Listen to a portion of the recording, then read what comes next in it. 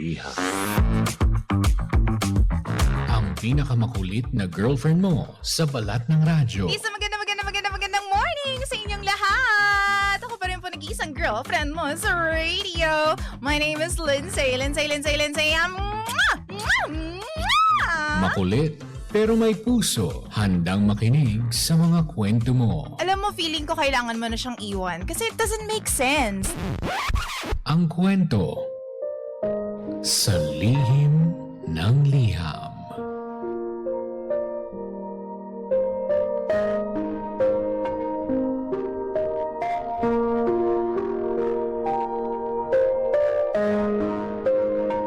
Mahal kong Lindsay. Itago mo na lang mga ko sa pangalang Pia. Nahihiya akong aminin to kasi alam kong maraming tao ang magsasabi na swerte na ako sa partner ko. Pero lately, may mga araw na naiisip ko na sana may gawin na lang siyang malaking pagkakamali sa akin.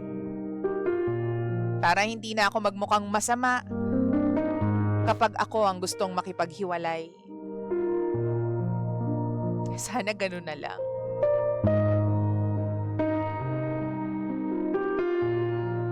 Four years na po kaming magkasama. Nagsimula kami bilang office mates at hanggang ngayon, pareho pa rin kaming nagtatrabaho sa same company. Maalaga naman siya in many ways. Mahilig siyang magbigay ng flowers tuwing anniversary. Supportive naman sa career ko. At never naman siyang naging abusive o nagloko. Kaya kung tingin ng ibang tao, malamang sasabihin nilang ideal ang boyfriend ko. Pero habang tumatagal, mas nararamdaman kong parang hindi niya talaga ako kilala. We've been together for 4 years pero nalilito pa rin siya sa birthday ko. Hindi niya alam kung ano talaga ang paborito kong pagkain. Anong kape ang gusto kong ino-order. O kahit yung mga simpleng bagay tungkol sa akin na ilang beses ko nang naikwento, hindi niya pa rin matandaan. DJ Lindsay, kapag nagkikwento ako tungkol sa araw ko, madalas nakafocus lang siya sa cellphone niya. May mga pagkakataon na kailangan ko pang ulitin yung buong kwento ko kasi hindi pala siya nakikinig. Sinubukan ko pang wag munang mag-share ng kahit ano for a few days para makita kong mapapansin niya. Pero parang wala lang. Hindi niya rin napansin na bigla akong tumahimik. Hindi rin siya yung tipo ng partner na kusa kang naiisip sa maliliit na bagay.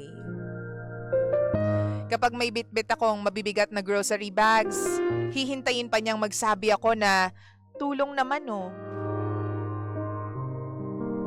Kapag may nabanggit akong gusto kong i-try na restaurant, lumilipas na lang ang ilang linggo na hindi na niya mababanggit ulit yun. Meron din akong favorite na dessert na ilang beses ko nang hinihiling na bilhin niya sa akin. Pero parang ilang beses niya na rin nakakalimutan. Alam kong mababaw pakinggan para sa iba. Alam kong mababaw yung example ko.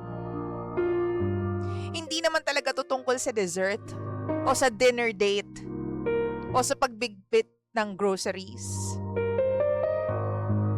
Ang mas masakit para sa akin ay yung pakiramdam na parang hindi ako pumapasok sa isip niya unless ako mismo ang mag-remind sa kanya.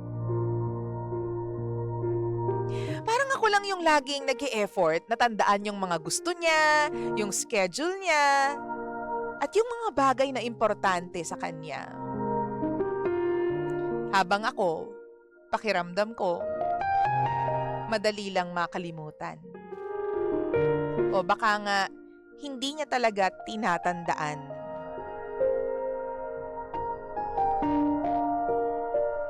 Dahil doon, minsan naiisip ko, sana gumawa na lang siya ng malaking pagkakamali.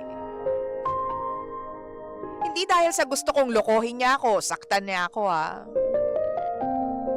kundi dahil pakiramdam ko, yun lang yung reason ko para maintindihan ng ibang tao kung bakit gusto kong umalis. Kapag sinabi kong gusto kong makipaghiwalay dahil hindi ko nararamdamang nakikita, naiintindihan, at tunay na kilala ko ng partner ko, parang ang babaw pakinggan para sa iba. Siguro sasabihin nila, mabait naman siya. Hindi ka naman niya sinasaktan. Pero ang hindi kasi nila nakikita ay posible palang makaramdam ng sobrang lungkot kahit nasa isang maayos na relationship ka. Posible ring mahal ka ng isang tao sa sarili niyang paraan. Pero pakiramdam mo, invisible ka pa rin. Hindi ko iniisip na masama siyang tao Naniniwala ako, DJ Lindsay, na mahal niya ako. Pero unti-unti ko ring nare-realize na minsan, hindi sapat ang pagmamahal lang. Ang hirap din palang mabuhay sa isang relasyon kung pakiramdam mo, kailangan mo pang ipaalala sa partner mo kung sino ka para lang mapansin ka niya.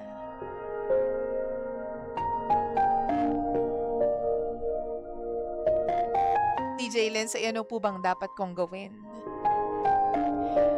Nahihirapan na po ako. Alam ko na hindi ko deserve ito. Tulungan niyo po ako.